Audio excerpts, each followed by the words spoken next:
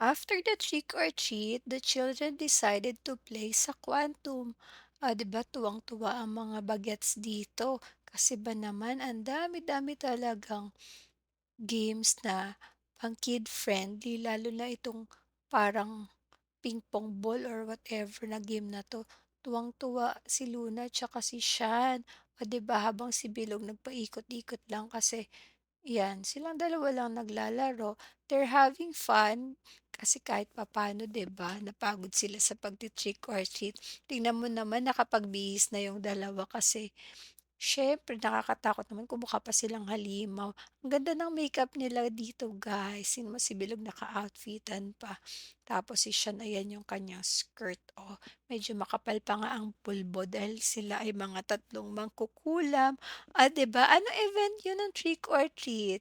Kagaya din ba namin kayo na nanghihingi ng mga candy sa mga bahay-bahay or sa mga stores? Lagi akong sinasama ni mommy at ni daddy 'pag may mga events na ganito kasi alam nilang nag-e-enjoy ako. Tapos lahat ng mga nakukuha kong candy ay shini-share ko sa mga kapitbahay namin or sa mga ibang pinsan ko na hindi nakapag-trick or treat kasi ang dami-dami na nila, hindi ko naman yun halos mauubos lahat.